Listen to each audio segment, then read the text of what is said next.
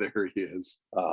There he is right. Good morning, good evening. Fantastic. Hello, Dan Russell, man. I tell you what, this I've been looking forward to this. This is like the highlight of my Victoria Day long weekend. Wow, thanks so much, Todd. It's nice. It's nice. It's great. Can you see me okay? Can you hear me okay? I can see you. I can hear you. Yeah, Dan, I mean, straight up, you, and I don't want to gush too much here because I do want to get to, a good interview out here, but you are certainly part of growing up in BC for so many sports fans, and just excited to talk to you and kind of get to know you a little bit here. So Well, thanks, Todd. That's great. Thank you very much. Those are kind words. you're welcome. Yeah, of course we worked in the same building together too back in the day. Yes, back then. Congrats on the book. Pleasant It's good evening, a memoir. Yes, it's been great so far. The response has. I don't know if anybody's buying it. Well, I know some are. Well, some are buying it. Yeah, I mean, it's doing really well as far as I can see. I'm kind of like digging around and seeing the numbers and stuff, and you're doing really well. You're like a #1 seller at this point, is it not? Yes, I'm humbled. I'm trying to be a little bit shy about it. Yes, exactly. I don't want to jinx it because I have no idea how many, but I know people are buying it. I know it's #1 in about 3 categories on the Amazon list. And I think the last time I looked, it was about the 35th overall book in all of Canada in the last a few days. So that's, I mean, incredible. That really is incredible. And I heard, now, how much did you draw from this? Because I'd heard that you kept a diary of literally every single sports talk show that you did, like nearly 8,000 shows. Is this correct? It is correct. People could say I'm meticulous. I was probably a bit of a geek that way, keeping all those notes. But, I didn't just keep the diary. I kept a journal of all my comings and goings for 20, 25 years. Wow. And then I had hundreds of hours of audio tape. But as for the diaries, they were really helpful in putting the book together because you could go back and it would just trigger a thought, a mind, a memory. I could go back and look at 1992 and I could choose the month of February and know on February 10th which guest was in what hour, the first hour, the second, the third, were they live, were they in studio, was it a pre-tape, did we take calls, what was the open phones about? Yeah, I kept a real thorough diary. That's amazing, Dan. And so how long was this book in the making, and how much did COVID-19 play into you actually finding the time to sit down and hash it out and write the book? Yeah, I actually years ago decided, my kids were so young, I better jot some stuff down. And then I typed like a maniac one summer, and it was a very rough copy, but I had chapters and I put things down and thought, okay, well, one day I might get back to it. And I used to tease on the air, something would come up and somebody would ask me, an in-depth question about maybe the behind the scenes stuff. And I said, well, I'll save that for the book one day. I'll put that in my book. And I was kind of tongue in cheek, but the back of my mind thought, well, maybe I'll do that. And then, as you said, Todd, the COVID hit, and everybody was looking for a COVID project. And I thought, okay, here it is. I got a brand new laptop. I've got all my notes. I've got my rough copy from years ago. Let's go for it. Nice. And how much editing did you have to do to write the book? I would imagine there's probably twice as many stories as you've included. That's a great point. When I did the first or early drafts, the book came in probably at about 130,000 words, I'm sorry to say. I got it under 100,000 for the manuscript. So there's 30,000 edited words right there. Stories that I thought could make the book, but they're, you just don't want it to be War and Peace. And so therefore you get it out of there. But, it's just a lot of editing and a lot of being choosy. Even within the manuscript, you cut down on the stories a lot just to keep it moving. And for me, for your time with Sportstalk, certainly Wednesday nights with Brian Burke. The Brian Burke segment was like huge. I think that pretty much every single Canuck fan was at that point listening to your show. What stands out most from Burke's visits to your show? Well, I say in the book that Brian, as a talk show host, you are looking for certain qualities of a guest. Some of those qualities include being smart, being outspoken, being humorous, being quick, being passionate, being loyal. There's 6 on that checklist right now. He checked all those boxes. Yeah. So he was a terrific guest. The timing was incredible again. I was first in the market in '84. He arrived in '87.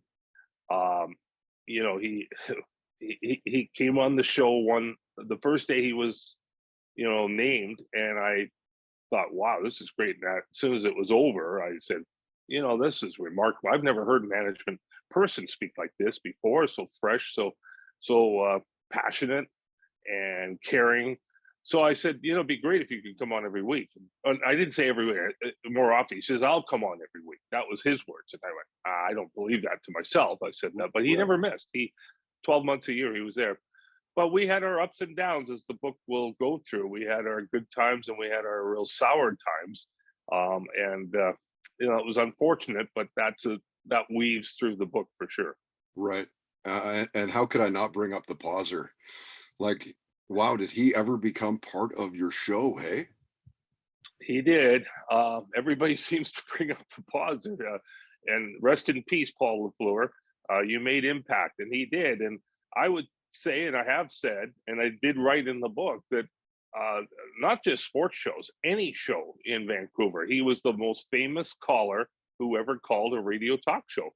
And I recognized that pretty early on, not real early on. At first, he kind of bothered me, and then I got it, and then it got to the point where I would actually I'd promote the fact that the pauser's on the phone board and make people wait.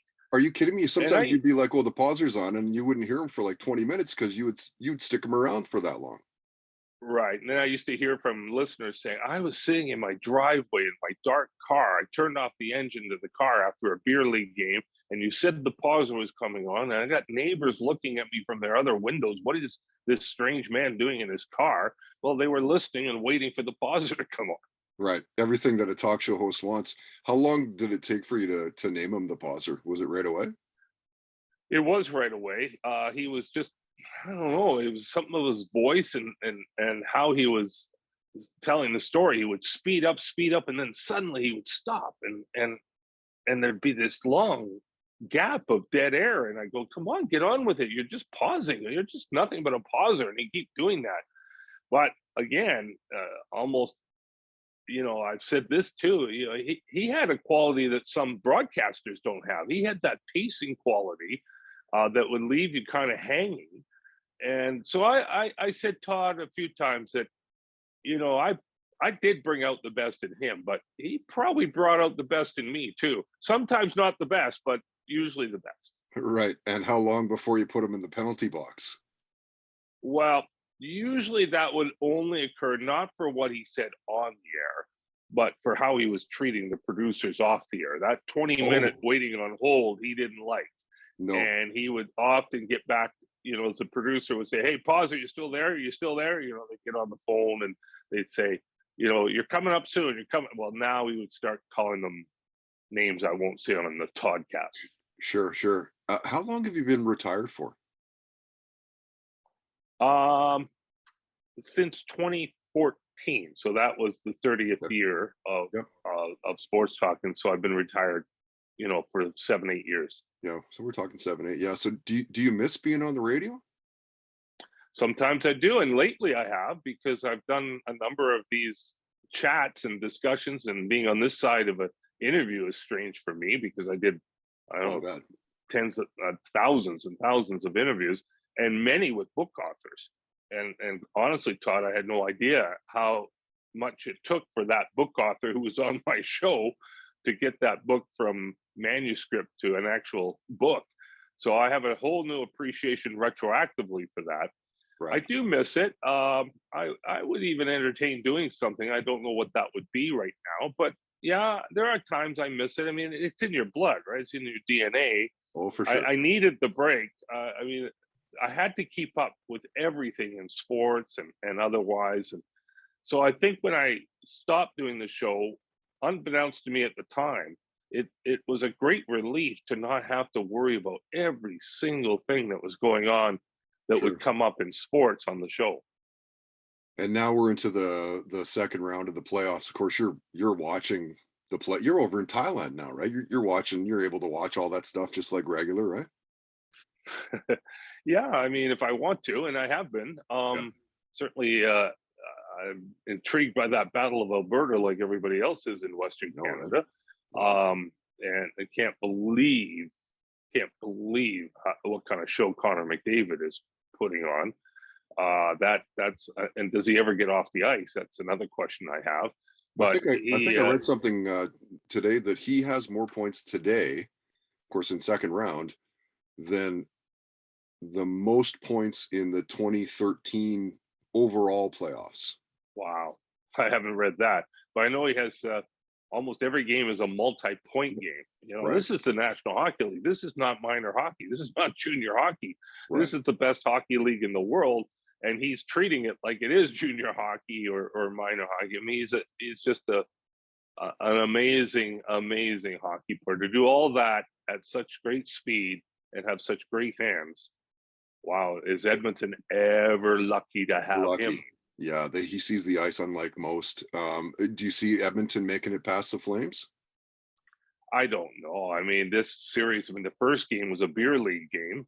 The Straight up. second game settled down and Edmonton came back. And then in game three, it was all Edmonton, and Calgary didn't look like they had an answer. They looked overwhelmed in Edmonton by the crowd, by the atmosphere. Um, but it's turning every game. So I find it very hard to predict how that one's going to go. Somehow, I'm sure everybody in Calgary is saying we have to have an answer for McDavid. How do we stop number 97? Nobody has an answer yet. Until they find that answer, at least contain him. You'll never stop him, but at least contain him. Then I guess Edmonton will move on. Yeah, he sure makes a lot of people look pretty foolish out there for sure.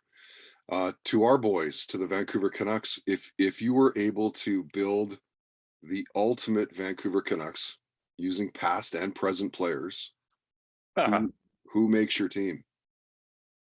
like the 94 team, but I know that's not your question. Yeah. Um, Boy, that you know, 94 I, team I was something. they sure were. They were the peak of the franchise to this moment. I mean, it's just too difficult to answer that question. I don't want to skirt it, but it's too difficult because the eras change. That the way the hockey's played, it changes, and you just of course, Pavel Bure is the greatest player that ever put on a Canuck uniform in terms of sheer talent, but Sure. Trevor Linden and Stan Smeel had the biggest heart that you could ever have. I mean, the ingenuity of the Sedin twins was amazing. It was just off the charts amazing. So, the goaltending of McLean in '94, Brodeur in '82, or Luongo in 2011. I mean, it's just all just too difficult to answer. But Yeah. us, but there's no Stanley Cup banner up there. It's over 50 years, and how long is the wait going to be? And it gets tougher every year because there's now 32 teams in the National Hockey League. Yeah. Yeah. Yeah. Interesting that you brought up Bure. When I mentioned, Dan, that you're going to be on the podcast, of course, I got a bunch of your fans wanted to ask you questions. And Mike says, who is the best Canuck of all time and why is it Pavel Bure? Way to go, Mike. You got it.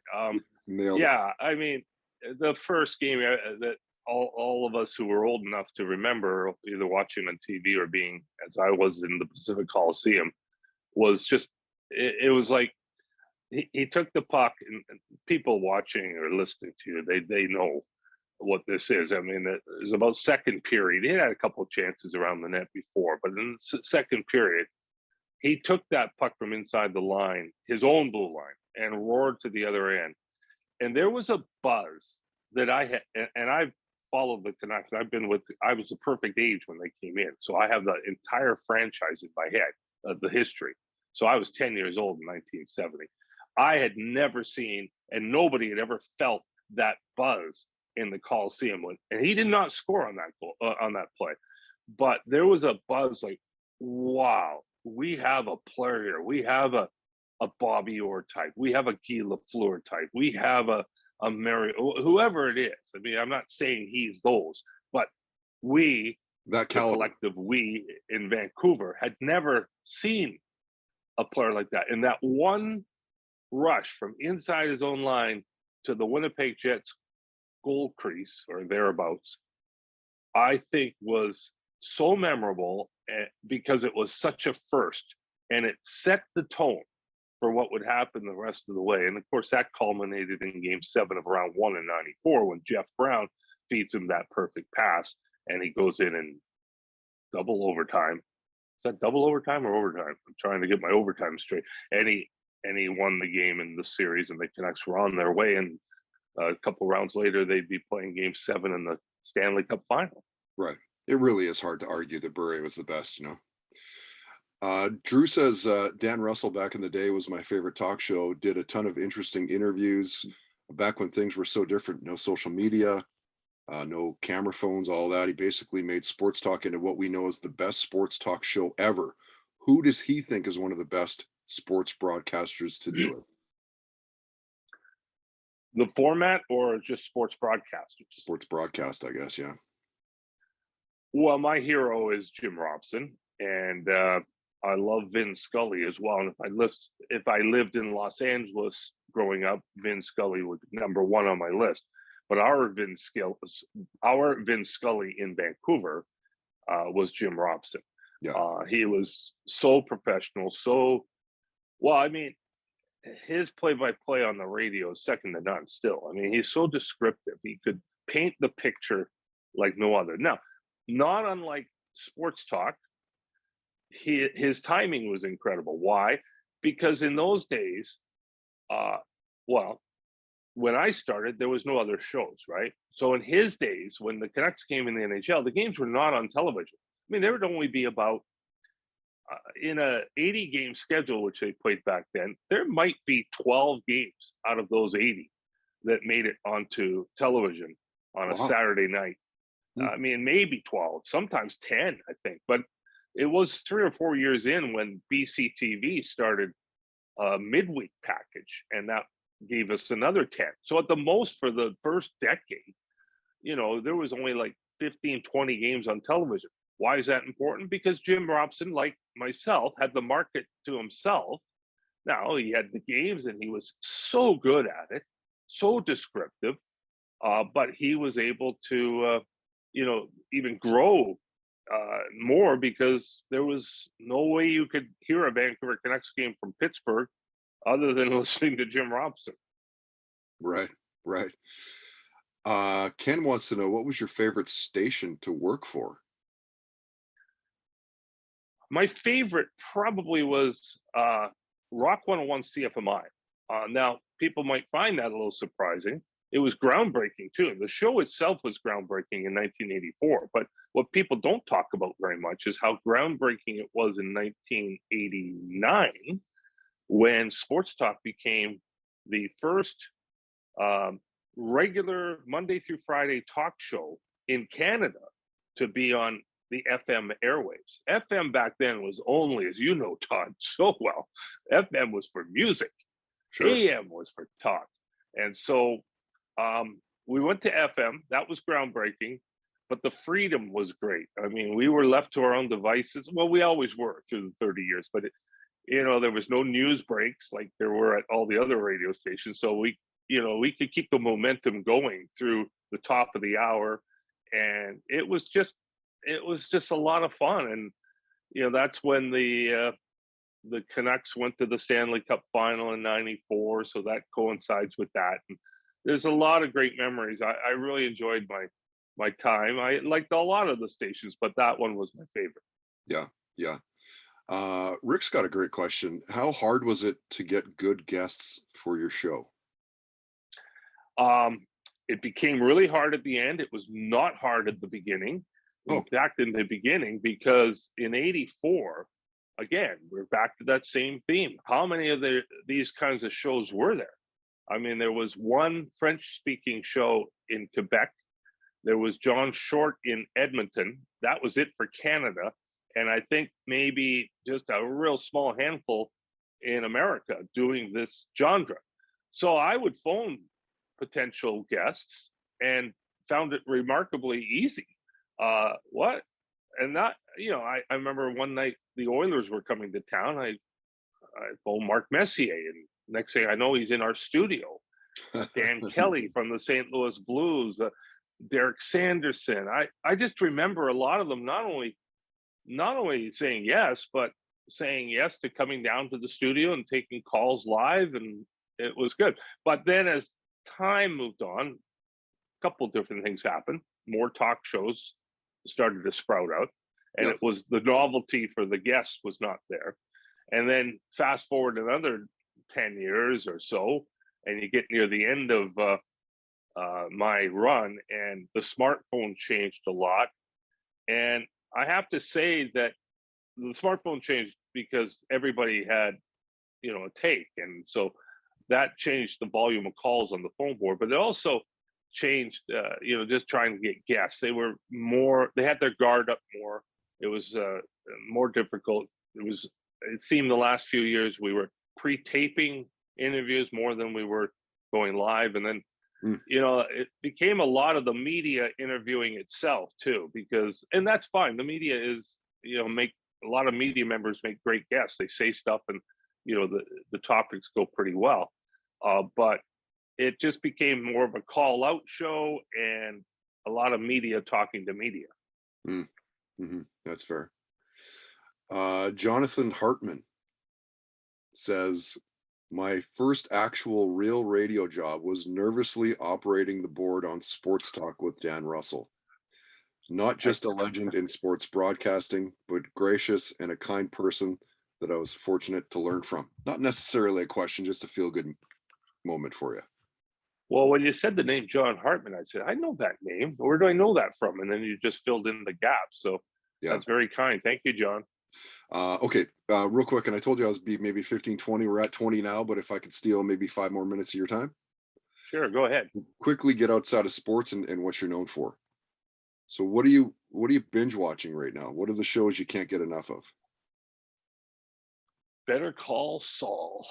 I love Better Call Saul. That's my favorite. A close second is Ozark, which I'm done with now. So I do like those two shows a lot.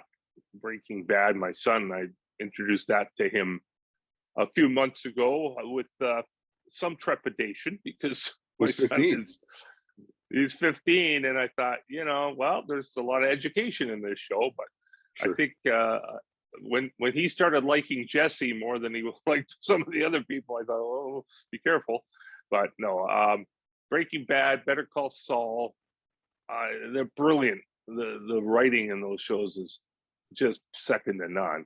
I really liked Ozark a lot too. So that's it. I'm looking for another one, but I'm waiting for the end of Saul. So if you have a suggestion for me to binge watch something, I'm all ears. Ooh, oh man, I'm on Merlin right now personally. That's all about like King Arthur and Camelot and all that. It's pretty cool. How is it? I mean, it's like not amazing, but my kids really enjoy it. I've got like a almost 12 and a 9.5-year-old, so you kind of go with what they're interested in, and they seem to like that a lot.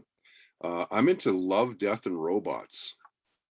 What? When they go to sleep, Love, Death, and Robots. Check that out. It's very it's a series, but each episode is self-contained, so you don't need to see every episode. I heard about that. It's so good. Is that Netflix? Netflix, yeah, it's really good. Okay. Yeah. All right, I'll give that a look at. Sure. Robots in the future and all that kind of stuff. Yeah. What was? Let me tell you something though. One thing about this, Todd, is that I work nights, and you know that, right? Yeah. I worked a lot of nights. I never saw Seinfeld when it was on, but but Netflix has maybe all their series, I think, and I started it at season 1, episode 1. And I don't watch it regularly, but anytime I'm sort of going to have lunch or something and I have 20 minutes by myself or 30 minutes, I'll put one of those episodes on. Yeah. And I'm a little embarrassed to say that I hadn't really seen much of it, but I had a pretty good excuse. Right. And now that you've seen it, you're like, oh, okay, now clearly that's one of the reasons why it's one of the best series of Yeah, all time, of all time. unbelievable, unbelievable. What Dan, characters? what's the music like in the Russell house as a kid growing up? Like, what are you hearing in the Oh house as the yeah, little guy? little guy. I listen to my dad's music a lot, and my mom's, and so, and I still like some of that. My dad was more big band. He grew up in the big band era, and always told me there was nobody like Benny Goodman or Gene Krupa. So I moved from that. I was a real '70s guy, and even now, if you went into my car, you'd probably say, "Yeah, that's a lot of '70s music." Well, However, the best era for my, music, though. That's why. that's why. But when my kids get in the car, I let them drive the not the car, but I let them drive the music box. And Yeah, so I listen, and some of it's great, some of it is I go, wow, is that really music? And but that's showing my age. yeah, The rap stuff, I just can't.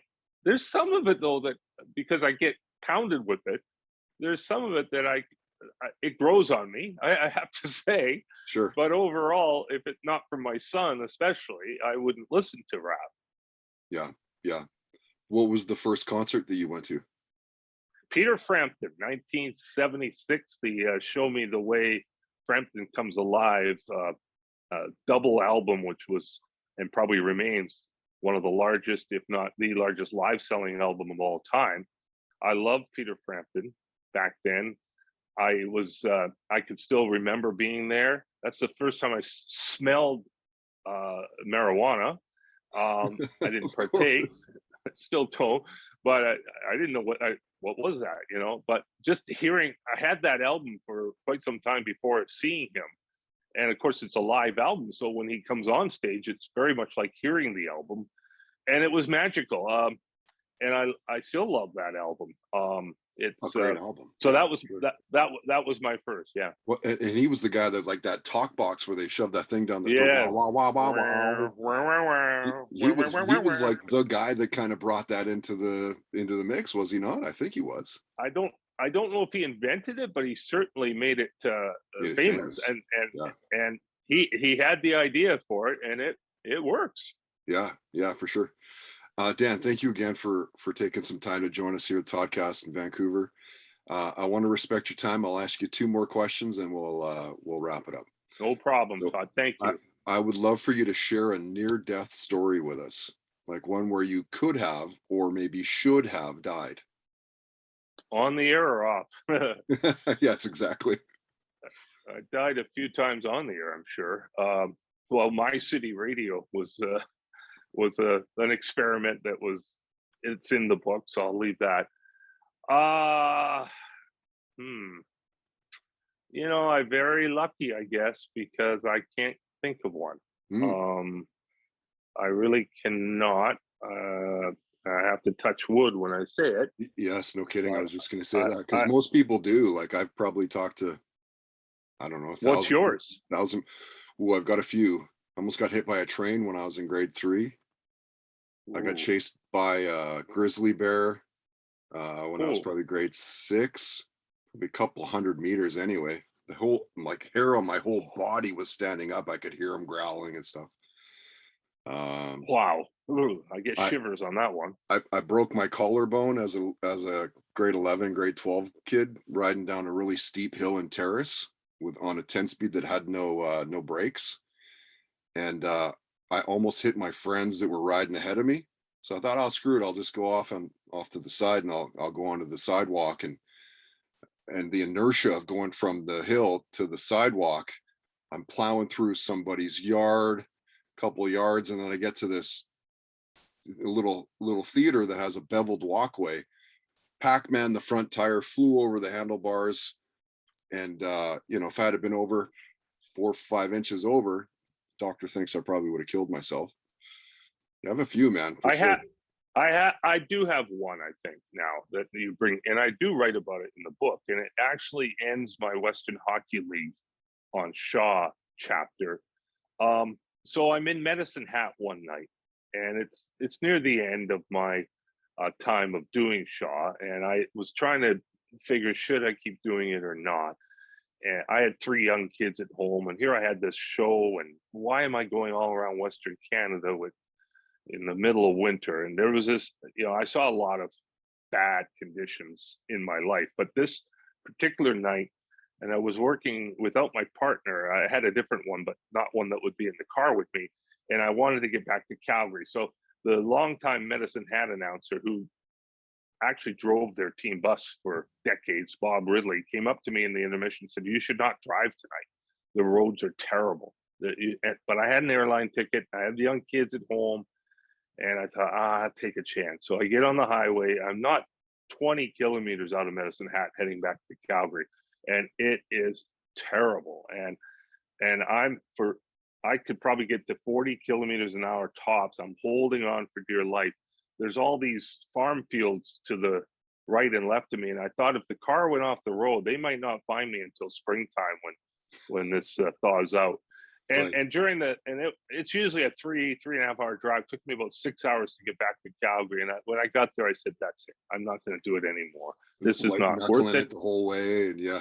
The whole way, yeah. I mean, I didn't have a real incident, but it sure shook me up. Sure. Yeah. Well, I had an uncle that lived in Calgary and an uncle that lived in Medicine Hat. When I was a little kid, I would always do the summer trips, and sometimes we would do the wintertime, and they were freaking crazy road trips, right? They were. Crazy, yeah, I had many of them, but that one particular really jolted me. Yeah, for sure. Okay, Dan, last one. This is gonna be the hardest question I'll ask you. Through 30 years of sports talk, we're talking 8,000, nearly 8,000 shows. How Here it hard would comes. how hard would it be for you to pick one career highlight? I just keep coming back to Bobby Orr, because Bobby Orr was my hero. He's the whole reason I loved hockey. I saw him play as a Boston Bruin in 1968. It was a Saturday night on Hockey Night in Canada. I remember my dad saying, "Watch number 4, watch number 4." I'm only 8 years old. I watched him all right, as so did the rest of the country. And I was turned on. A couple of years later, he's flying through the air, winning the Stanley Cup. So it took a few years, but there was a night at the Fog and Suds. In fact, we had him on 3 times, but the first night at the Fog and Suds was such a thrill to have him. And he was a real gentleman. And we promoted those tickets at the Fog and Suds. We were giving away, giving the money to charity, but we charged $10 a ticket just to control the crowd as much as anything. So they bought their tickets a week ahead of time, and it sold out on the phone in nanoseconds. Everybody wanted to see Bobby Orr, but I kept saying on the air, that these are not guaranteed seats. You have to get there early to get the best seat. Well, little did I know that early to them meant 5 in the afternoon. So my show started at 10. They're there 5 hours beforehand, waiting for the great Bobby Orr to arrive. And the name of the restaurant is Fog and Suds, and the emphasis that night was the Suds. Yes, clearly it would be.